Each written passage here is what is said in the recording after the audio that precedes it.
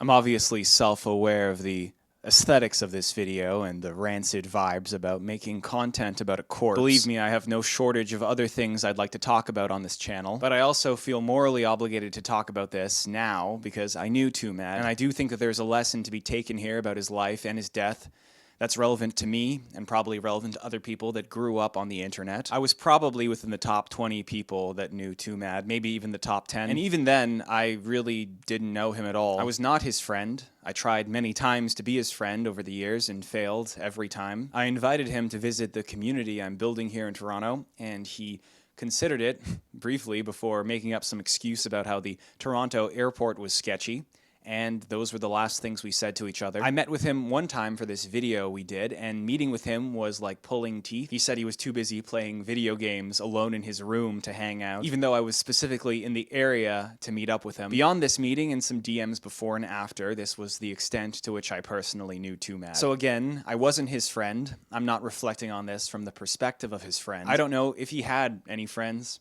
It doesn't seem like he did. I told him many times the importance of having people in your life that love and understand you, and many times he brushed that off. I don't think he ever let anyone in. I don't think he ever let himself let anyone in, and the few people he did seem to try to let in had such deeply traumatic and troubling experiences with him that I don't think that he knew how to let people in. He told me during my interview with him that he was mute. In high school, he basically didn't know how to talk, didn't talk to anybody. And when he started posting online, which again was when he was a teenager with a developing brain, he found a way of feeling understood and finding a market for the way in which he was deeply strange. The way in which he was strange seemed to find an audience, and that strange pattern of behavior was encouraged both financially and socially. It made him fairly rich, it made him fairly well respected, but through it all, he was who he always was, a deeply strange and uncomfortable person with not a lot of self-awareness. I also know he was on pharmaceutical medication. He was on a very high dose of SSRIs. He did an insane amount of drugs. I don't even know how you do $30,000 worth of ketamine in a year,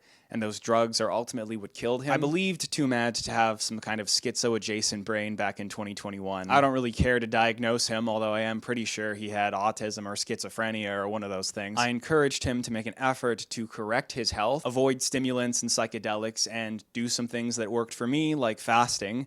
Yes, I tried to get twomad on omad, and now he's nomad. I also considered him to be an exceptionally isolated and atomized individual, and kind of the archetypal example of someone so surrounded in copes that they viewed their own atomization as a good thing. This was especially prevalent near the end of his life, where he started identifying as Light Yagami from Death Note, who was this introvert 30 steps ahead of everyone, who had a master plan that no one else knew. Of course, this grand master plan manifested in him overdosing while playing Overwatch alone in his room, dying as he lived. When the controversy around him began, he told me his father had started smoking again after a long time of having quit because the dad was so stressed about seeing his son appear in YouTube drama thumbnails, if only because of his family, African immigrants. I believe I do allow myself to feel sad about this. I think if you follow me and the themes I explore on this channel, it's not a great mystery why I did decide to go forward with this video. I don't think he deserves to be dead.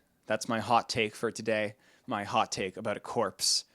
I love being an internet character. Maybe this video is a bad idea. I'm making it in the emotional state of simultaneously thinking I really do not need to talk about this and thinking I really should talk about it while it's fresh. I'm just taking some noise and trying to make sense of it. That's really all I can do. But maybe there are no lessons to be learned. Maybe he was just a deeply troubled individual that ultimately got what he deserved. However, I also think there are forces in play that we really should be aware of when talking about this. I do really feel, right now at least, like the internet killed twomad.